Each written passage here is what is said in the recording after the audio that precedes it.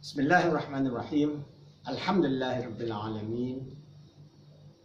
This is a continuation of the last video when we talk about the pendulum of life. Remember, I gave you this example that our life is always swinging from left to right, from evil to goodness, from sadness to happiness. But what's important is we do not allow this to swing further and further away, but to go towards the center. This is we call the centering process. And in Islam, the centering process is very important. How do we Muslims center ourselves?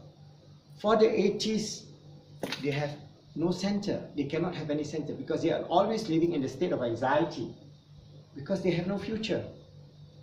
For example, even Bertrand Russell, the great atheistic philosopher, says, finally at death, everything will be in chaos, in the whole destruction of a universe, in total destruction. So there's nothing left. So all your glory, all your heroism, all your research, all your greatness will all be gone. So they have no hope. So how can, if they have no hope of the future, they can, even their now is always in the state of anxiety because they have nothing to hang on to. So in Islam, we have Allah to hang on to. So it's very important for us to understand that in whatever circumstances that we are living, in whatever situation that we are living, we have a future. And our future transcends this world. Our future transcends the physical realm. Because Allah subhanahu wa ta'ala created us a spiritual being to live in this world having a psycho-spiritual experience. That means we have psychological experience, we have spiritual experience, we have physical experience, which I will elaborate later, inshallah, in the next video. But what is important is that when we understand this, we will be able to then anchor ourselves with dua. There are many dua of the Holy Prophet Muhammad SAW, where he teaches us about how to ask Allah to protect us from sadness and despair. So, Allahumma inni a'udzubika minal Allahumma inni a'udzubika minal hammi wal hazan. That means, oh Allah, I seek refuge in you from sadness and from anxiety. So this is a short dua or a long dua, where there's a continuation to this dua, where we seek Allah subhanahu wa ta'ala to protect us from the sadness of the past or the anxiety of the future. So we can use this as our daily dua, daily muraqabah with Allah subhanahu wa ta'ala, to think in our own language. Ya Allah, I seek you, seek your help to protect me from extended sadness. And I also seek your help, Ya Allah, to protect me from continuous anxiety of the future. So in that way, we would then be able to anchor ourselves with Allah subhanahu wa ta'ala, and then we do our normal prayer, our prayer, our zikr, our muraqabah, to get closer and closer to Allah. So each time we face a situation, we go back to Allah. And there are many examples that we can go. For example, Allah is most forgiving. Allah is most Ghafurur Rahim, most merciful. So when we are in sadness, we can program our inner speech all the time.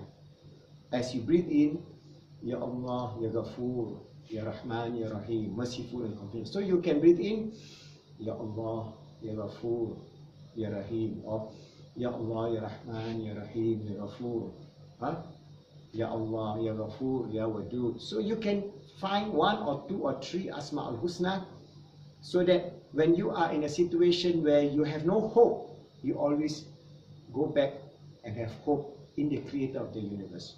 Because He created us. He knows the inner recess of our heart. He knows all our difficulties. He knows all our inner speech.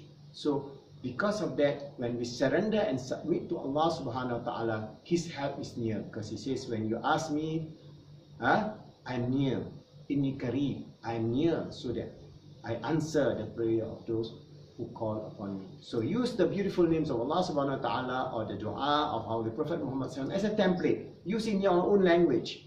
For example, like the dua I was telling you, you can do it in Arabic, but if it's easier for you to say, Ya Allah, I seek you, I seek your protection from sadness, and I seek your protection from anxiety, and give me the peace and tranquility in this world and the hereafter.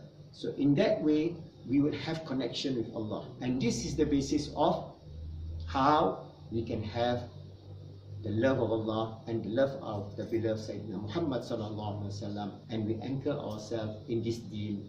And inshallah, by doing so, your swing of the past and the anxiety of the future will always be on the path of sakinah, peace, tranquility, peace, tranquility, peace, tranquility, happiness, fulfillment, success.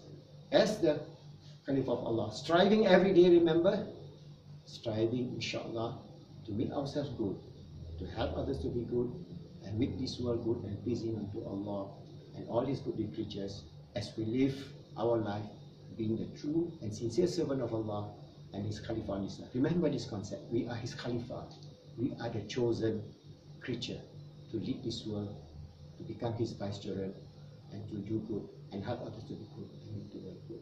Inshallah, see you in the next